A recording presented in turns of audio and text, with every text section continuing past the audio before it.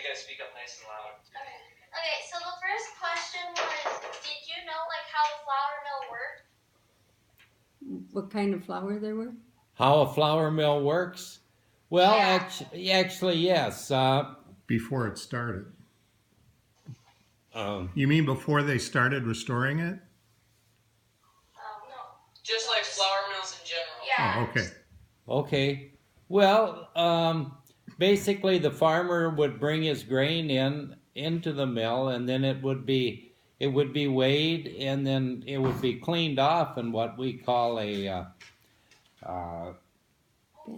fanning mill, correct. And then from then it would go up into a storage bin, and then it would be fed into the millstone. Now, have you seen pictures of the millstones itself? Yeah. Okay, so the grain would come down into the center of that stone, and the top stone of a set is what we call the runner. That's the one that turns, and that's powered by our mill has always been a turbine mill. So ours is powered by water power that's generated with the turbine, and that turns the millstone. And then as that turns, the grain works its way to the outside after it's been ground, and then it goes through the system, and then it, depending on what kind of grain we grind corn at our mill. And so we use that for cornmeal. Okay. How many people does it take to run a mill? Well, probably you would need at least 2 people. Because one person would have to be right there at the milling station at all times in case something happened, and the millstone would have to be stopped or something. So it'd be a minimum of 2 people, and depending how much grain they had to grind. So when we grind today, we grind on the first Saturday of the month at our mill. We always like to have at least 2 people. That way, if something happens, you've got a person there to help with an emergency. And some of the things that can happen are if the turbine sets down into the water, and there can be all kinds of gunk, snakes and stones and sticks can get in there to the turbine. So if that happens, you have to be ready to shut everything down so you don't break the turbine. And there are the teeth, the wooden teeth for the gears, one set is. So if something does get in there, then you can take and stop the mill, and it'll break one of those wooden teeth. And then you can take that tooth out and put in a new tooth.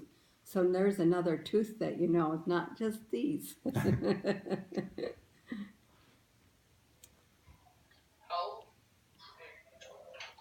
How long have mills been around, do you know?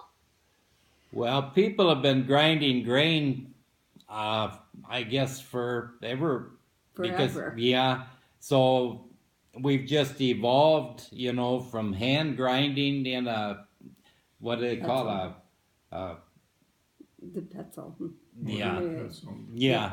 Well, you've seen where the Indians have a little bowl and then they take, so that's the very first kind of grinding that they would have done. And then as people got a little smarter, they figured out the machinery. You've seen the great big mills, or you've seen mills and you see the really pretty pictures where you've got the great big water wheel on the outside. Yeah, and see that water would go into that great big wheel and make it go around, which would make the millstones go around and do the grinding. And then our mill is ran by the turbine, and we'll show you pictures, a little bit of story about the turbine, but then the turbine is a modern mill. How many of you eat Fritos? You like corn chips? Do you know that they use that same kind of power and same kind of thing to make their corn chips? They grind that with the turbine, only now it's, don't need a great big mill, but you still have that. See, have you heard of stone ground bread? Same difference. Well, I think if we think of the mills like ours, I would guess as far as how old it is, I would say you probably could go back even to the 1700s with something like that. Not quite as advanced as we are, but I would have to guess. I don't know the for sure answer to that, to be honest. Okay. Those two millstones, how close were they together? Like when they would grind the flour? How close were they? They're actually very, very close. Then how fine your flour ends up or whatever you're grinding would depend on how close they are, but they would be very close, although we're very careful with our stones that you don't ever go touch the stones together because that's what really makes them dull in a hurry. So in answer to that, they would be real close together. Probably like an eighth of an inch. Oh, even closer Very probably. close, yeah, real close. Okay. So the next question is, how does a turbine work? Have you ever had a pinwheel? When you know, this time of the year, you get a little pinwheel and you blow in it. You know what I'm talking about? Those fun things.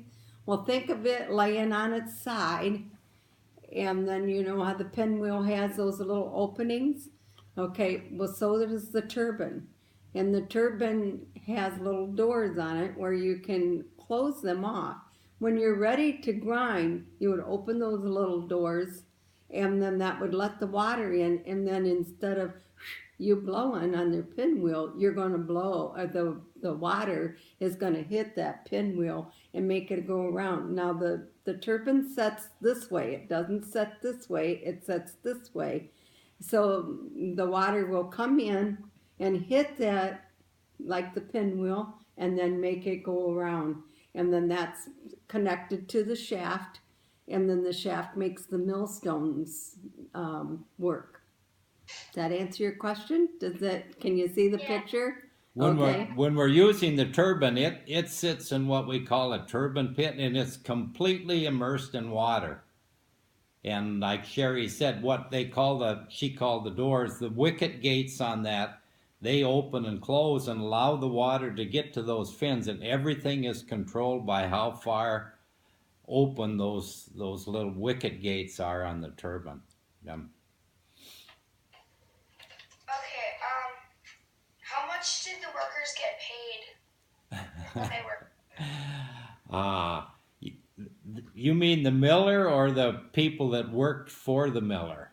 The people that worked for the miller. Oh, well, I guess that's something we really don't know. We don't have any records of anything like that. So if you go back to the early 1900s, which would have been the heyday for our mill, I guess I don't know what wages would have been at that time. Probably X amount of dollars a month or something, probably.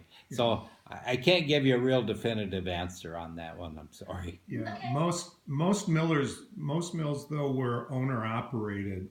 So like Beckman Mill, Charlie Beckman owned it, and he was probably about the only worker in there. He just ran it all by himself or with his brother. With his brother. Yeah. But they typically wouldn't hire employees in a small operation. Mm-hmm.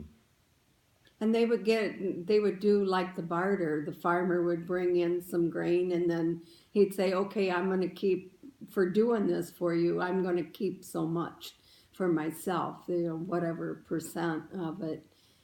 Say you brought in 5 bushels, maybe he would keep 1 bushel or something. I don't know how much it is, but they would do that kind of thing rather than getting cash. Yeah.